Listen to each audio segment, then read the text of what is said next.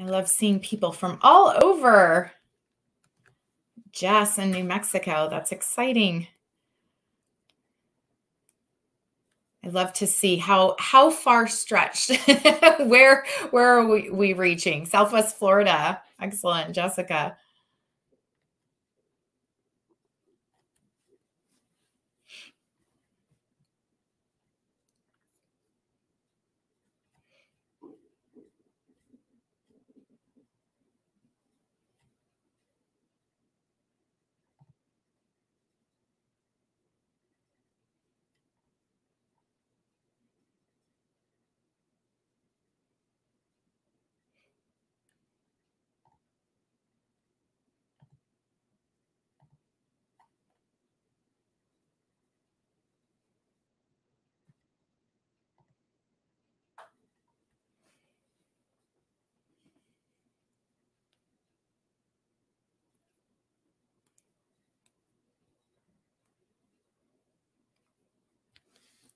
All right, Sarah, we're at the top. You want to get us started?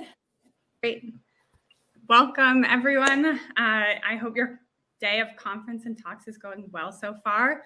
I'm super excited to get to welcome everyone to this one and introduce Colleen for her session, The And Life. So I'm just going to jump right into it because Colleen has a lot to share and I don't want to make y'all wait any longer. So Colleen Hauk, she is a sought-after workplace dynamics expert and keynote speaker.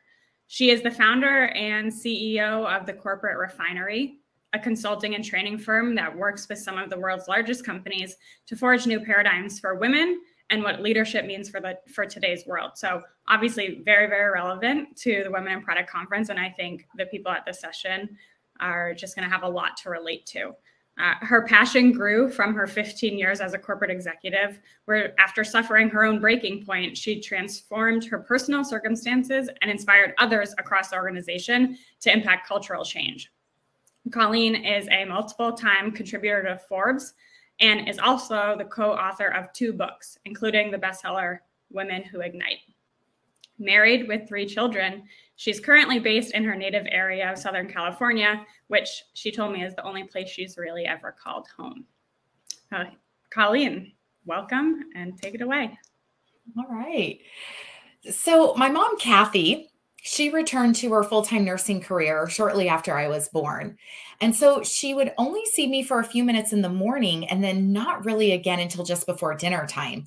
But she was so happy. I mean, she was living this life she had always dreamed of as a wife, a mom, and a career woman. And I wanted to be just like my mom. So it's December 2013, and I'm a wife, a mom, and a career woman. I'm an executive director of business development for a digital media company. But tonight is all about the F word. F-U-N. I coined fun the working mom's F word. You see, I was promoted to this position about a year ago, but it was with the caveat that I would take on somebody else's nearly full book of business while only giving up one of my teeny tiny accounts. So 13 months later, I'm walking around like I'm drunk. That's what happens when you're sleeping only 4 or 5 hours every single night. But I hide it like a rock star. I mean, I'm showing up to work, giving 100% of my energy every single day to my job. Nobody has a clue that I've only slept a few hours. My husband, Matt, he started calling me the machine because he knew that I was relentless down this path to success. And I was doing it all while, surviving on protein bars during the day and my kids' goldfish crackers at night. But I missed all of my doctors and dentist appointments. I had zero social life. And I'm one of those people who actually really loves to work out, yet my ass hasn't been to the gym in so long. There is jiggling in places I did not know could jiggle. Yet the absolute worst part is that I'm an awful, awful wife and mom. I mean, I am all in at my job, but everything else in my life is getting my leftovers. I come home from work each day and I'll stand just outside the door. On the other side, I can hear Matt with our kids. We have 3 kids. There's Jordan, Ethan, and Reese. And they are laughing. But as soon as I open the door, silence. Matt later shares with me, well, yeah, the moment you walked in, we were on high alert. Why the hell is there a sock in the middle of the family room floor? Seriously, nobody could wash those dishes in the sink? Oh my. Reese, no. For the millionth time, I cannot come up and read you a bedtime story. And Matt, he is at the very, very bottom of my list. I mean, we're roommates. We are certainly not having any of that fun. But tonight is all about that F word, because tonight is the Network of Executive Women's holiday party. But I'm thrilled. I bought this adorable Santa ornament, to give away at an ornament exchange. And I can't wait to get there and just have a glass of wine with these women and talk about something other than work. But of course, I first have to head into the office. At 3 o'clock, I head into this account planning meeting with my vice president, Clayton. No big deal. We do these every year. But this year, we're reporting into a new senior vice president, so Clayton's been a little bit nervous. I'm not. I had been working on these account plans for weeks, so I set up early in the boardroom. Clayton kind of scurries in, and he sits at the head of the table. Yeah, Colleen, I need you to add another chart to slide 4. Oh, you're sandbagging those numbers again. Ultimately increase those. Yeah, I know we typically do a client's 5-year history, but for this client, I need to see 10 years. And I need all of this done by 8 a.m. tomorrow morning. An hour later, I'm back in my office. You got this. You got this. By 7 o'clock, all the lights in the office, except for mine, are out. There is no way I'm making it to this holiday party. That's it. I quit. But how the hell am I going to quit? I mean, I'm the one who pays the mortgage. I'm the one who puts food on the table for our family. But I can't live like this anymore. Kate, my girlfriend Kate, she's become a coach. I immediately text her. I'm hiring you to help me quit my job. 3 weeks later, on January 6th, 2014, Kate and I have our first call. And I'll never forget, she so nonchalantly says to me, Colleen, why do you feel you have to choose between your job or your family? Why can't you keep both and be happy? But see, back then, I just couldn't possibly see how I could keep my job and not feel like I was drowning every single day, or that at any moment, Matt might pack up our kids and leave me. But I did not quit. In fact, I ended up getting promoted again at that same company, and I stayed there for 4 more years. Matt and I reconnected on a whole nother level. My kids started thriving, and I started having way more of that F word. I figured out how to have what I now call the and life, where you don't have to choose, where you can have this powerful career and an extraordinary personal life.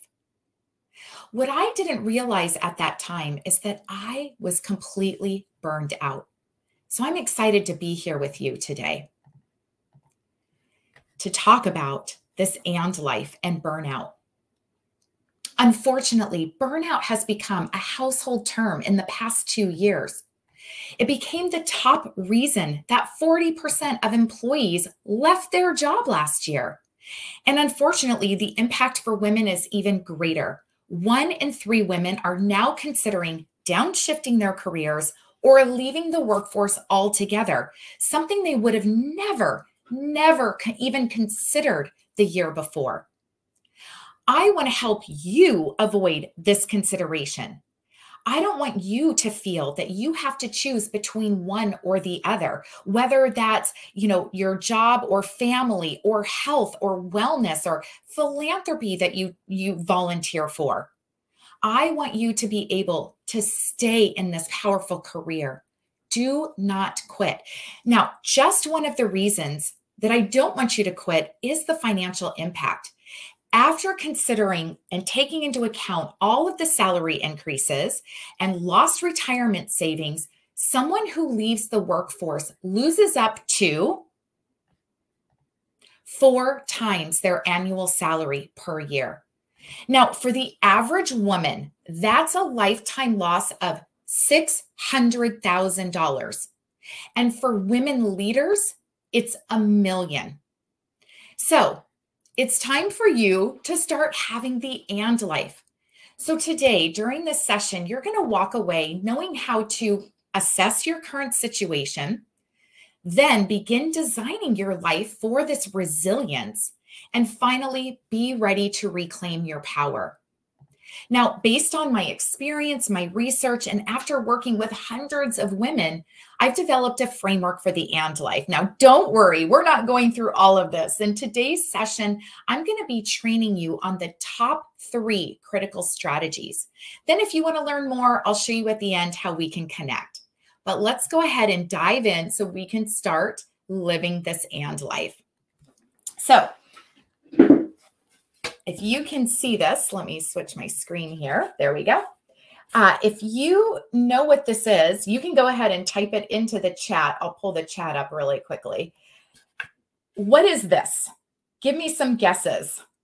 And don't worry, there's no judgment here. Do we know what this is? Anyone? Oh, Jessica, you're on it. Yes, it is a balance board. My favorite guess was actually a guy who said, I think it's a lazy Susan. I was like, oh my gosh, that is so awesome. So yes, it's called the balance board. Now, since we're virtual and I don't get to be with you in person, I'm going to show you a photo because normally I would take off my shoes and stand on this balance board. So here's what trainers at, say, like a gym or a fitness center, they use balance boards for a variety of reasons. One is, core strength and helping people strengthen their core. But they also use it to have their clients focus on one particular muscle area at a time. So let's imagine that you were standing on this balance board working with a trainer. They might encourage you to kind of shift your weight over toward, let's say, the left side. And they wanted you to focus all of that weight kind of on the left leg, your quadricep, your calf muscle, all of that. Well, after a certain period of time of pushing in and focusing your effort on that left leg, your body would start to feel some fatigue, at which point your muscles send a message up to your brain saying, I'm tired, help me out. And your brain has essentially one of 2 options that it can make. Option 1 would be to completely ignore these signals, these signs of fatigue, and say, I don't hear you. I'm just going to keep pushing and pushing and pushing onto this left leg. Eventually, what happens, though, is you become completely wiped out. Your muscle, literally, it's like it's going to fall off, and you fall off the board. The second option your brain has when it sends these signals of fatigue is to say, oh, I hear you, left leg. You're getting worn out. I'm going to go ahead and shift my weight over and allow that left leg, that quadricep, the calf, to just kind of recover and rejuvenate, get rested, and until it feels strong again, at which time you can go back and focus. Well, the goal of the trainer and for you as the client is to really stay on the board, which is exactly what our critical strategy number one is, to stay on the board. So I use this board, as an analogy for life. Let's talk about what that looks like. And it's no coincidence that my board has 6 sections. Let's talk about what each of these 6 areas look like. I'm going to encourage you you can write these down. You don't have to draw them out, but it's good to know what these areas are. So the balance points of life. The first one is professional. This just means, what is your job? Who are you as a professional? What position do you have now? What are your aspirations in the future? Pretty simple. The second one is personal. This is a little bit more intangible. I look at this and say, who are you outside of your job? Attending things like this Women in Product Conference is a great way, even though it is helping you professionally. This session is definitely helping you on a personal development basis. So we want to have things that we identify with that are outside of just our professional being, right? Next is health. Now, most people, when they think of health, they just kind of think of the physical part of health, but health is actually made up of 4 components: your physical, mental, emotional, and spiritual. So we need to have all 4 aspects to really make our health strong. So it's not just about having good physical health. We need to have good mental, emotional, and spiritual health. And spiritual health looks different for everyone. Actually, all of those look different for everyone. We'll come to that point in just a moment.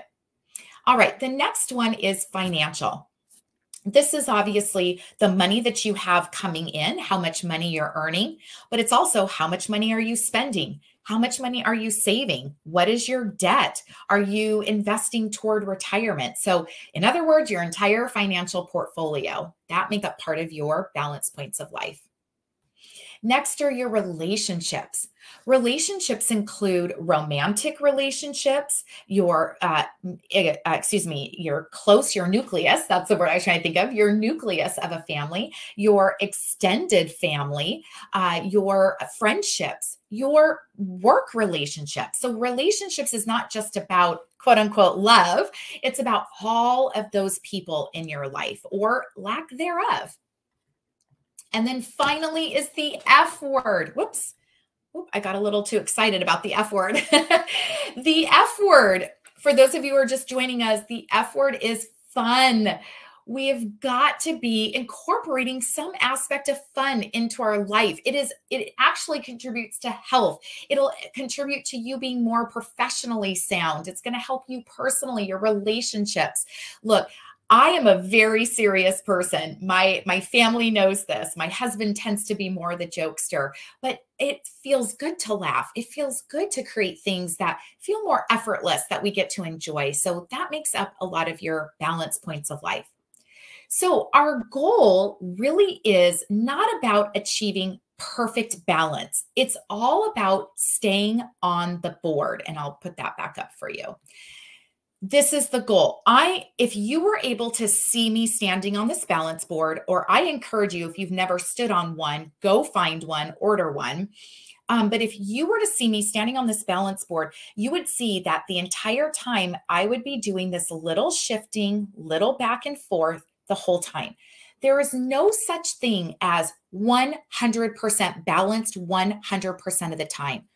All I am telling you to do, and yes, I am telling you, is to be paying attention, listening for the signs of fatigue, and then shift your weight over, shift your focus over. Now, so for example, everybody has busy seasons of life. I have a woman who's in the 5-Star Society, our membership group. She works in finances. CPA, accounting firm. So she knows that every year, kind of January through April, it's going to be really busy. So she's going to focus on her professional aspect of her life.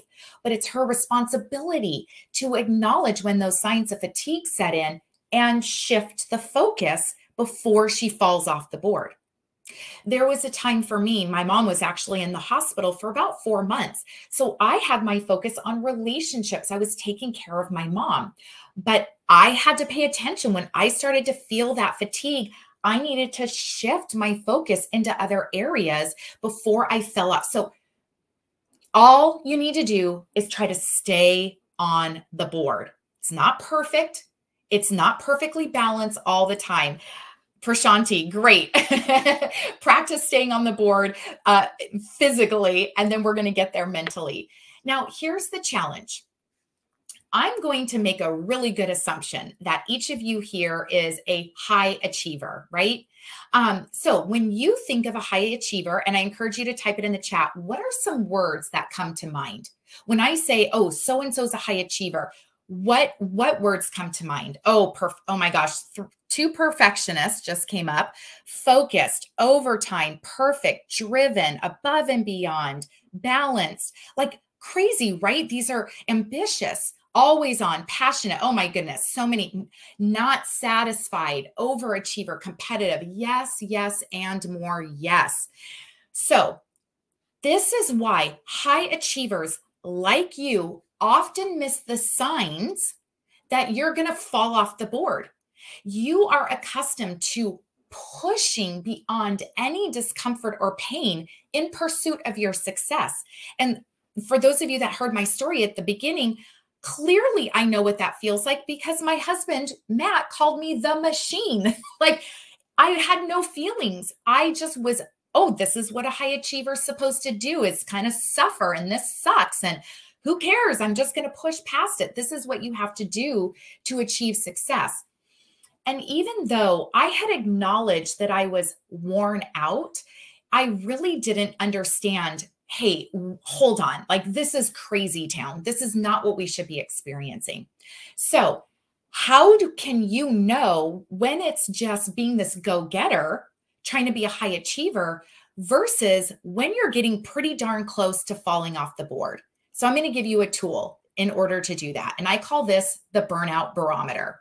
So the Burnout Barometer is the tool that I want you to start using so that you can start engaging in and measuring whether or not you're ready to fall off the board. Because again, the goal is to stay on the board. So according to the World Health Organization, the signs of burnout span across 3 dimensions of how people feel. I love this. Did you hear the operative word? It's about how you feel. This is not about how much time you spend with your hobbies or your kids or your grandparents. It's about how you're feeling. So let's talk about these 3. You're going to want to write these down. The first one is feeling depleted or exhausted. I have an executive client of mine who during the height of, she's in healthcare, and during the height of the pandemic, she was like, literally, Colleen, all I can do is turn off my computer and practically crawl over to my couch, fling myself down, and I want to exercise. I want to cook dinner. I want to be with my 2 kids. But the only thing she had the energy for was this. And if you can guess, yes, it was a glass of wine.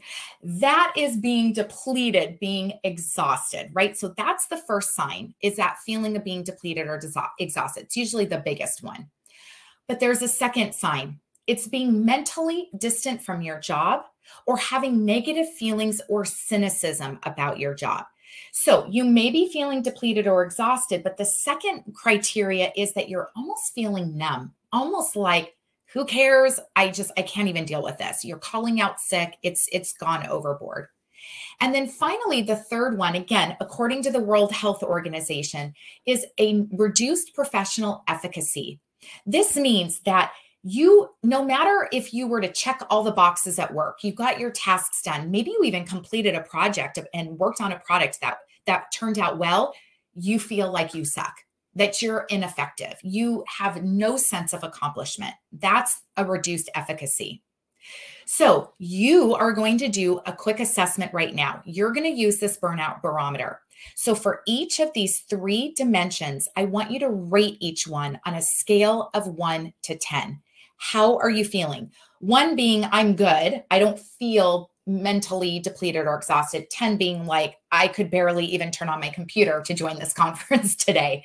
So on a scale of 1 to 10 for each of the 3 areas, just do this quickly. I don't even want you to think too much about it. You know what these numbers are. I'm going to pause for a moment. Okay. So here's what we do with this. Let me give you some examples. These are the 3 graphs that you're depleted. 9, 8, and 8, for example. This is clearly somebody who is so close to falling off their board. I wish I could like reach out and grab you through the screen right now. This is in like full-blown emergency situation. This example is somebody who, yep, you're extremely exhausted or depleted, but you're not quite feeling that reduced efficacy or feeling numb. So you're not quite on the edge, but we've got a little bit of a red flag going because you're feeling depleted or exhausted. I'm going to give you a couple of tips at the end about how to get through that, but we're not quite on the verge of burnout here. This is somebody who I'd be starting to get worried about. We got the 9 and the 8, and we're getting pretty close. So here's your assignment that I'm going to give you. Every Friday, I want you to read your Burnout Barometer. This takes what? 20 seconds, right? So if you have a calendar, a journal on your phone, I don't care where you do it, but every Friday, I want you to go through each of the 3 dimensions and give yourself a score. And then track your ratings. This, for those of you who love data, this is a data-centric way for you to start tracking how you're doing. Are you getting better? Are you getting worse? Do you need to put into place some strategies? So use this Burnout Barometer. That's your first assignment that I'm going to give you. Okay. So our goal is not to feel perfectly balanced all the time. We know that we have to shift our focus at different times in our life, in the different balance points of life. But your role is to acknowledge when there is fatigue setting in by using the Burnout Barometer and just shift so that you stay on the board. All right. So everybody, number 1, we want to stay on the board. Now, one of the best ways to actually stay on the board is to build a really solid board to begin with, which takes us to critical strategy number 2 is build the board. Now, this board that you see pictured here and that I held up earlier, that board is from Amazon. And when I went on to Amazon to type in balance board, I'll ask you, type some numbers in the chat. If you were to go, don't do it though. Don't do it. Like go onto Amazon. Don't go onto Amazon. Don't cheat. But just take a guess. If you were to go onto Amazon, not Google, Amazon, and type in balance board, how many options do you think would come up? I'll look for some answers in the chat. I don't care if you're way high, way low. I'm just always curious how many people. 300, 8,000, 60, 1,300. Oh my gosh. Yes, yes, yes. Okay. This is great. This is perfect. So when I purchased my balance board about 6 or 7 years ago, there were 938 options, close to 1,000 options. But my balance board looks a particular way. My brand colors had used to be purple. I liked the size of it. It wasn't too big because I actually put this in my suitcase when I travel. In fact, I'm going to be in North Carolina and Charlotte a week from today on stage delivering a keynote. So I get to pack my balance board with me. I liked that it was circular. I like things like that. So anyhow, out of all of these options, I essentially got to build my own board. I decided what it looked like. So the balance points of life, these are just categories. These are just categories. You get to define all of the details. Now, here's the challenge again with you, those of you that are high achievers, is you typically know the details of just 1 or 2 sections.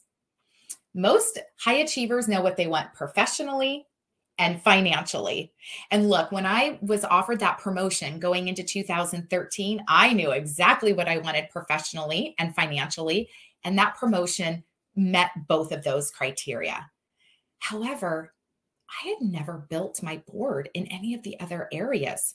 So I accepted the promotion kind of with blinders on because I didn't even think about, gosh, how is this going to impact my health? How is it going to impact my relationships or just personal time? Imagine if I had done that on Amazon. Imagine if I had said, you know what? Manufacturer, thanks for building this really pretty board with 6 sections. I don't need that. Just send me a board with like 2. I'm good with 2. I mean, come on. First of all, if they did that, I couldn't even stand on the board, right? Like it wouldn't even be a balance board. I would fall off immediately. That's our first mistake, right? When we don't build a solid board, you're inevitably going to fall off. It's not if, it's only a matter of when. The second thing, the manufacturer could have been like, this lady's crazy. How could she possibly want only 2 sections of the board? I'm going to go ahead and create one that has all 6. And so maybe the 2 came out purple and the other one was like fuchsia and bright orange, or it didn't have the stuff on top, right? So when you don't build your board, somebody else builds it for you. Somebody else is going to help you determine what your health looks like or doesn't look like. Someone else is going to decide what your relationships look like or don't look like. So it's you, I mean, this is the beautiful thing. It's a lot of responsibility, but it's also the beautiful thing that you get to build your own board.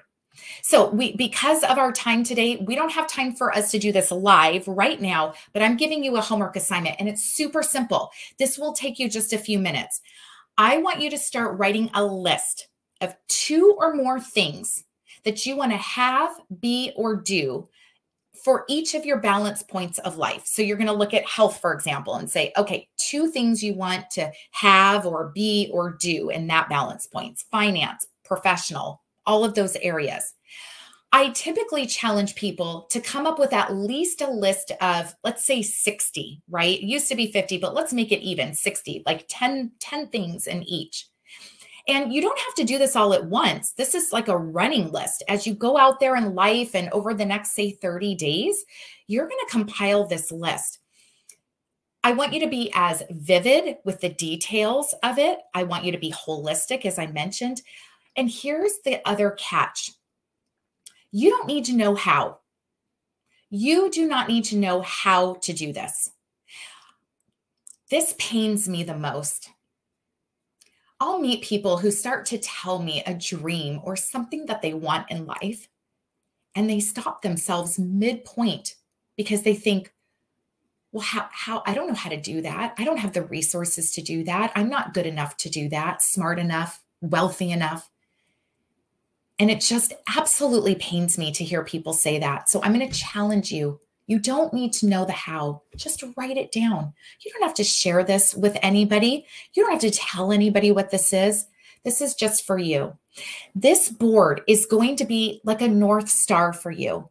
This is going to allow you to make decisions moving forward about what you say yes to, what you possibly say no to. But you can't stay on a board that you haven't built. So take this assignment seriously. This is an assignment that I have people come back to me a year or 2 after they've been together here, and they tell me this was the change for them. So take on this assignment. I know you can do it. It doesn't take a lot of time, and it can be fun. All right. So before I share the third and final critical strategy, it's important to go a little bit deeper on burnout. The World Health Organization defines burnout as a syndrome resulting from chronic workplace stress that has not been successfully managed. Now, here's the deal. It's technically has to do with work, but especially post-pandemic, work and life are more blended now than ever. So we really don't, it's all blurry, right? So stuff going on at work and home, it all kind of contributes to it. But technically, it's supposed to be a workplace kind of phenomenon. It's a result of chronic stress that has not been successfully managed. Now, it's not a medical condition, but it can affect your physical and mental and emotional health. It is also not the same as stress. Burnout is caused by stress, and more specifically, it's caused by chronic stress. Look, stress is a normal part of life. In fact, there's such thing as good stress. Psychiatrists call this eustress. We need some good stress in our life to motivate us to do things that we don't necessarily always want to do. But when you undergo stress that's excessive and prolonged, that's when you reach burnout. and especially when you aren't able to successfully manage it. So, what causes this chronic stress? Let me share a few of them with you. Gallup identified the most common factors that correlate most highly with employee burnout: unfair treatment at work, unmanageable workload, unclear communication from managers, lack of manager support, and unreasonable time pressure. I'm sure some of you are like, check, check, yep. Oh, I hate to smile and laugh because I don't want that to be the case for you, but these are the top causes. Notice these are all reoccurring events. This is not something that just happens as one bad day. You go home over the weekend and then you feel great on Monday. That's not burnout. Here's the deal. The great news is that burnout is curable. But the question becomes, who's responsible for curing your burnout? You, your boss, your organization? Back in April of last year, April of 2021, I held a forum for 20 women leaders across the country and across different industries. And we engaged in what I call the controversial conversation to answer this question. And the overall consensus that came from this group was that each is responsible. But one of the biggest mistakes that my organization sees is that companies are not taking burnout seriously. And this takes us then to our final strategy today, which is what I call take on the board. Look, I am not oblivious to the fact that there are bigger issues at hand.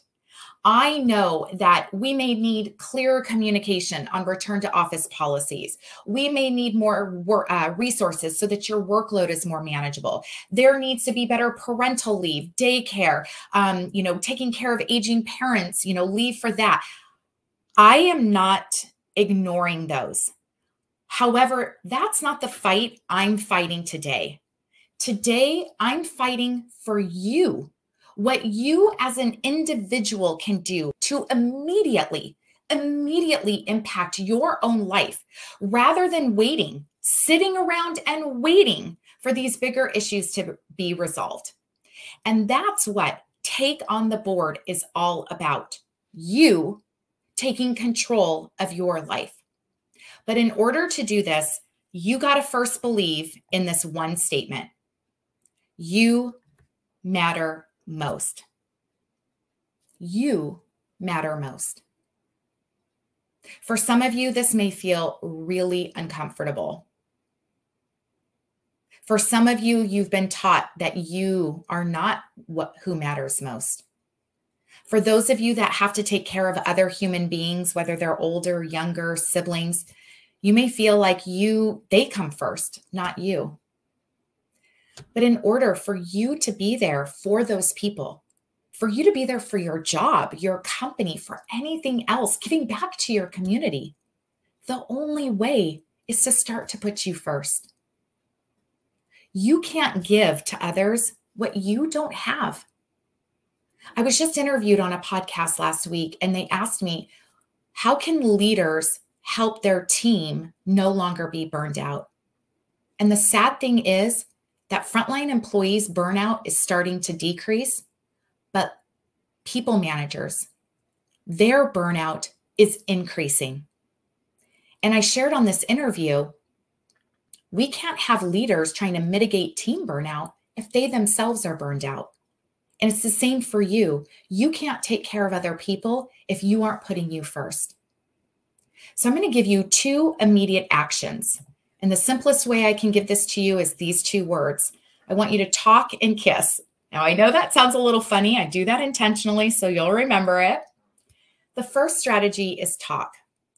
Do not assume that your manager has any idea what's going on with you. Do not assume that when they say, hey, can you take on this project? Hey, can you be in charge of this task force? Don't assume that they should know that you already have a full workload, that you're pulling 50, 60 hours. They do not know unless you tell them. You've got to be able to ask for what you want. Look, when I was offered that promotion, because I had blinders on, I just said yes.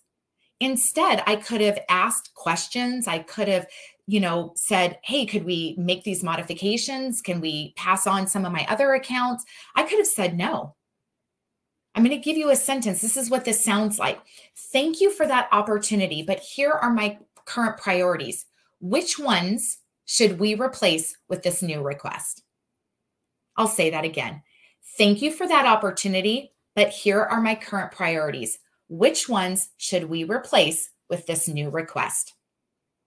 So you're saying thank you. You're maybe willing to take it on, but you got to collaborate together on what needs to be given up. The second thing I'll tell you about this talking is that there are a lot of, especially women, who want to jump and help and yes, I'll volunteer. Oh, you need help? I'll help you. And you think this makes you look like this amazing team player. I got to tell you, this diminishes your power. Saying yes to everything actually diminishes your power. When you say, thank you for the opportunity, but this doesn't align to the goals right now. Thank you for this opportunity, but I think this might be a better fit for so-and-so. That is powerful. Stop saying yes to everything. It diminishes your power. So it's okay to be saying no. All right, let me give you the last one, KISS. For those of you who grew up in the 70s and 80s like I did, KISS was always written by your teacher, and it was keep it simple, stupid. I'm going to change that a little bit. I want you to keep it stupidly simple. Stop looking for all the crazy gadgets. I saw this like 24 karat gold face mask. Okay, that is not going to cure your burnout. Stop looking for all these fancy things, these quick fix-its. Stop trying to overhaul your entire schedule. Like, oh my gosh, I got to take a week off, to go to the spa. Stop doing that. Instead, go back to the basics. Keep it stupidly simple. It is so stupidly simple. I sometimes get embarrassed and don't want to tell you this, but it's what makes the difference. 7 hours of sleep, drinking water. In between your meetings, take 90 seconds and take some deep breaths with your eyes closed. After you eat, walk some laps, even if it's in your front living room, for 3 minutes, 5 minutes. Go step outside, look for 90 seconds, look at the sunshine, look around, look out on the horizon. If you do these kinds of things on a daily basis, if you do these stupidly simple things consistently on a daily basis, that will have a greater impact on your overall mitigation of burnout, your health and wellness, versus the big spa day or all of these other things. All right, so let me leave you with a couple of items here as we're getting close on time. This is a quote from the book that I had the privilege of co-authoring. Look, true change only occurs if we're willing to change our mindset and change our practices. So mindset, stay on the board. Use that burnout barometer. Your practices, build the board, right? Get those 2+ things, and then build in the stupidly simple practices. Take on the board. Commit to this today. All right. If you are interested in having some more tips on how to avoid burnout, or at least get yourself out of it, you can take your phone to your screen and scan the QR code that's on the top left. That's my 6 mistakes that are flaming your burnout and how to cure it. If you're interested in connecting with me, you want to set up a call, you're interested in the 5-Star Society, executive coaching, you want to bring me into your organization to do training or talk, the same conversation or leadership, that's that bottom right QR code. It'll take you to my calendar. All right. If you can see this.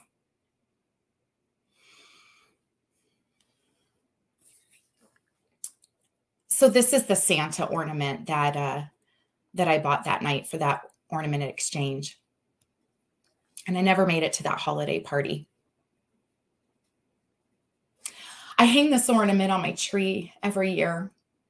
It's a reminder of where I was and where I never want to be. And I hope just something that I shared with you today will help you stay on the board. Start to have that and life, not quit your job. Keep moving forward in a powerful career. Have that extraordinary personal life. And just know that it doesn't take a miracle. It doesn't take crazy things. It's all about the small things that you can do. I hope that you go out there and start living the and life. Thank you so much.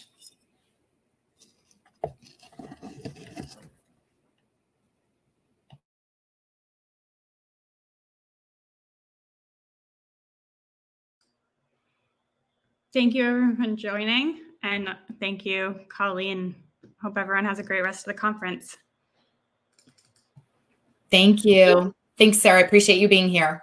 I'm not going to be surprised when balance board sales spike on Amazon today. I think everyone here has probably searched it already. Oh, that's wonderful. Thank you so much. And for whoever said I'm in North Carolina, message me. I'd love to, or in Charlotte, I'd love to connect with you. It was moving too fast. I didn't see who that was. So thank you, everyone. Bye.